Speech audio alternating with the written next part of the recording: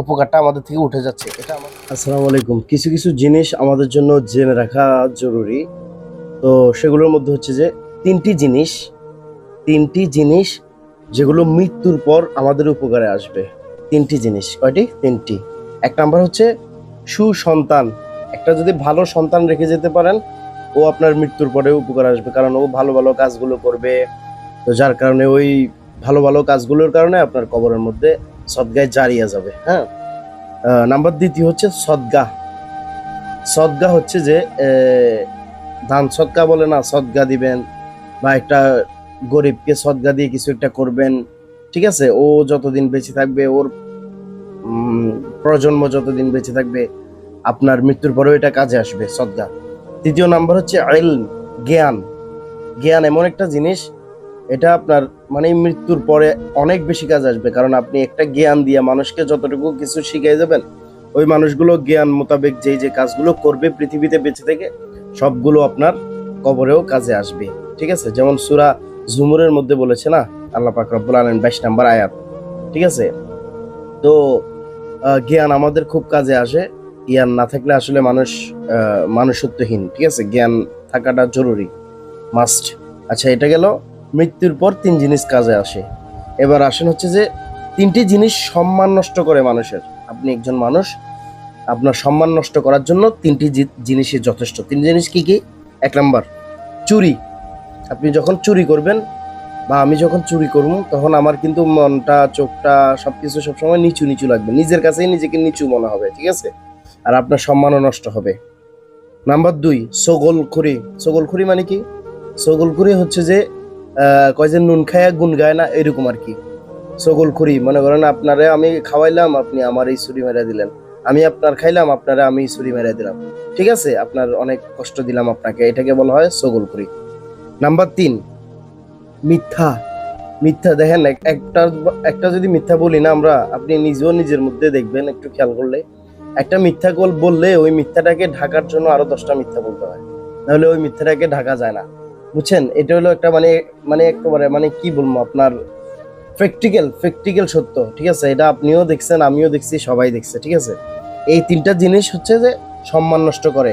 এক নাম্বার চুরি, দুই নাম্বার সগলখুরি, তিন নাম্বার মিথ্যা। এই তিনটা জিনিস সম্মান নষ্ট করে। এবার আসেন, তিনটা জিনিস আপনাকে সবসময় ফেরেশানিতে, ডিপ্রেশনের মধ্যে রাখবে। ডিপ্রেশন, আর এখন তো সব মানুষই বেশিরভাগ ডিপ্রেশনের মধ্যে থাকে।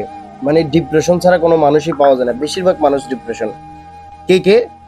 যার অন্তরের ভিতরে হিংসা আছে। হিংসা, বুঝছেন? হিংসা। ঠিক আছে, যার অন্তরের ভিতরে হিংসা আছে, বিদ্বেষ আছে, সে কখনো সুখে শান্তি থাকতে পারে না, সে সবসময় ডিপ্রেশনের মধ্যে থাকে। ঠিক আছে, তার সারাটাক্ষণ ডিপ্রেশন থাকে। ঠিক আছে। দ্বিতীয় নাম্বার হচ্ছে অভাব। অভাব যদি থাকে আপনার, তাহলে আপনাকে ডিপ্রেশনে থাকবে। এটার জন্য চিন্তা, কিভাবে কি করবেন, সন্তানকে কিভাবে মানুষ করবেন, তারপর যে নিজে কিভাবে চলবেন, কালকের জন্য ফ্যামিলির জন্য কি করবেন না করবেন, এই জিনিসগুলো সব সময় মাথার ভিতরে ঘুরতেই থাকে, মানে ডিপ্রেশনে পড়ার জন্য অভাবটা যথেষ্ট। ঠিক আছে, তাহলে আমাদেরকে অভাবেই থাকা যাবে না, সবসময় চেষ্টা করতে হবে কিছু না কিছু নতুন কিছু করার জন্য, বা পরিশ্রমী হতে হবে। ঠিক আছে, হার্ড ওয়ার্কিং। ঠিক আছে। তিন নাম্বার হচ্ছে সন্দেহ। দেখেন, মানুষ সবচাইতে বেশি কষ্ট পাচ্ছে সন্দেহের কারণে। ঠিক আছে, সন্দেহের কারণে কিন্তু অনেক সম্পর্ক নষ্ট হয়। সন্দেহের কারণে মা ছেলের সম্পর্ক পর্যন্ত নষ্ট হয়, স্বামী স্ত্রীর এত গভীর সম্পর্ক কিন্তু নষ্ট হয়। তাহলে সন্দেহ জিনিসটা অনেক, বন্ধু বন্ধুর সম্পর্ক নষ্ট হয়, এটা হলো সন্দেহের কারণে। এটা একেবারে শেষ হয় না, আস্তে আস্তে আস্তে আস্তে আস্তে একটু একটু একটু একটু করে করে সন্দেহটা জমায় রাখতে রাখতে পরে এক সময় এটা বড় আকার ধারণ করে। তাহলে সন্দেহ করতে নাই। যদি আপনার কোনো একটা কিছু মনে হয় কারো প্রতি, তাহলে তাকে ডাইরেক্টলি তাকে জিজ্ঞেস করবেন, তার সাথে কমিউনিকেশন করবেন, কনভারসেশন করবেন। এগুলোর মাধ্যমে সন্দেহটা দূর হয়ে যাবে, একটা ভালো একটা রিজন পাবেন এটার। ঠিক আছে, এই এই তিনটা জিনিস হচ্ছে আমাদেরকে ফেরেশানিতে রাখে। এই তিনটা জিনিস না থাকলে আমরা ফেরেশানি মুক্ত হবো। একটা হচ্ছে হিংসা, অভাব, তারপর হচ্ছে যে সন্দেহ, তিনটা। আর তিনটি জিনিস সর্বদা মনে রাখা দরকার আমাদের। তিনটি জিনিস আমাদেরকে সব সময় মনে রাখা দরকার। কি কি? এক হচ্ছে উপদেশ। মুরব্বীরা আমাদেরকে অনেক উপদেশ করে, ওই উপদেশগুলো আমাদেরকে সবসময় মনে রাখা উচিত।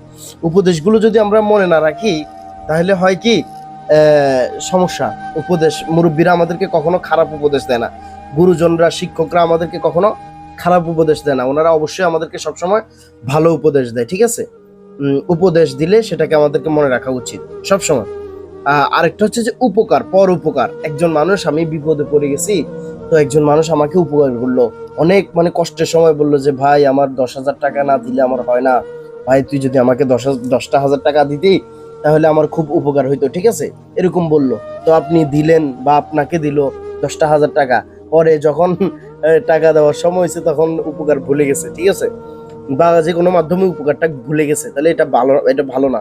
এটার কারণে কিন্তু আজকে মানুষ থেকে সহনশীলতা উঠে গেছে, একে অপরের প্রতি যে একটা মানে এই ভালো একটা সম্পর্ক ছিল, রিলেশনশিপ ছিল, ওটা আস্তে আস্তে নষ্ট হয়ে যাচ্ছে। কারণ কি, আমরা উপকার করলে উপকারের মর্ম দিতে জানি না, এবং কি আমরা উপকারটাকে ভুলে যাই, খুব খুব তাড়াতাড়ি ভুলে যাই, বুঝছেন?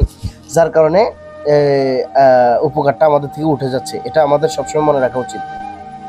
3 নাম্বার হচ্ছে সবচাইতে ইম্পর্টেন্ট যে বিষয়টা, সেটা হচ্ছে মৃত্যু। আমাদের সবাইকে একদিন মরে যেতে হবে, একদিন আগে হোক পরে হোক, বাড়িওয়ালা হোক গরিব হোক মিসকিন হোক, সবাইকে একদিন চলে যেতে হবে, কেউ থাকবে না। মৃত্যুটা অনিবার্য, কুল্লু নাফসিন যায়িকাতুল মাউত। ঠিক আছে, এটা মানে এটা এটা কি বলবো, এটা অনিবার্য। সূর্য যেমন উদিত হয় আবার বিকালে ডুবে, এটা যেমন সত্য, ম্যান ইজ মর্টেন, মানুষ মাত্রই মরণশীল। ঠিক আছে, তাকে ইন্তেকাল করতেই হবে, এটা থেকে রেহাই কোনোভাবেই পাওয়া যাবে না। হ্যাঁ, এই 3টা জিনিস আমাদেরকে মনে রাখা উচিত। 1 নম্বর উপদেশ, উপকার, মৃত্যু। আর হচ্ছে 3টা জিনিসকে আমাদের আয়ত্তে রাখা উচিত, 3টা জিনিসকে আয়ত্তে রাখা উচিত আমাদের। কি কি? 1 নম্বর হচ্ছে রাগ। রাগ কিন্তু অনেক কঠিন জিনিস, আমাদের সকলেরই রাগ আছে, কারো বেশ কারো কম, কেউ কন্ট্রোল করতে পারে, কেউ কন্ট্রোল উইদাউট কন্ট্রোল মানে কন্ট্রোল করতে পারে না। ঠিক আছে, এক একজনের এক এক অবস্থা। ঠিক আছে, কেউ করতে পারে কন্ট্রোল, কেউ করতে পারে না, যে করতে পারে সে ভালো। আর একটা হচ্ছে আমাদের এই জিহ্বা। ঠিক আছে, এই জিহ্বা আমাদেরকে অনেক অনেক কিছু মানে মুখ থেকে, আল্লাহ সাল্লাল্লাহু আলাইহি ওয়াসাল্লাম বলছে না, যার হাত এবং মুখ থেকে আমার অপর উম্মত মুসলমান উম্মত কি থাকবে, নিরাপদ থাকবে, সে প্রকৃত মুসলমান। আর যার হাত এবং মুখ থেকে অপর মুসলমান ভাই নিরাপদ না, তাকে আমি আমার উম্মত মনে করি না।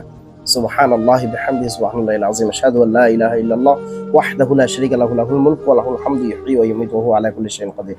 ঠিক আছে, আমাদেরকে সবসময় এটা মনে রাখা দরকার এবং জিহ্বার হেফাজত করা দরকার। ঠিক আছে, আরেকটা হচ্ছে যে অন্তরকে আমাদের আয়ত্তে রাখতে হবে। আমরা অন্তরে তো অনেক কিছুই চাই ভাই, অন্তরে চায় না এমন কোন জিনিস আছে? দুনিয়ার খারাপ ভালো, ঠিক আছে, সবকিছুই অন্তরে চাই, কিন্তু অন্তরকে নিজের আয়ত্তে রাখতে হবে। অন্তরের মতো নফসের কাছে ছেড়ে দেওয়া যাবে না, তাজকিয়াতুন নফস করতে হবে, আত্মসমালোচনা করতে হবে। ঠিক আছে, এটার জন্য আপনার ইলমুত তাসাউফের শিক্ষা খুব গুরুত্বপূর্ণ। চাইলে আমাদেরকে অন্তরকে হেফাজত রাখা, এটা অতীব জরুরি। ঠিক আছে, তাহলে এই জিনিসগুলো যদি আমরা আয়ত্তে রাখতে পারি, আলহামদুলিল্লাহ, আমাদের লাইফে কিছু একটা তো চেঞ্জ আসবে, ইনশাল্লাহ কিছু একটা তো চেঞ্জ আসবেই, মাস্ট বি। ঠিক আছে, ওকে, ভালো থাকেন, আল্লাহ হাফেজ, আসসালামু আলাইকুম ওয়া রাহমাতুল্লাহ। দেখা হবে আবার নতুন কিছুতে।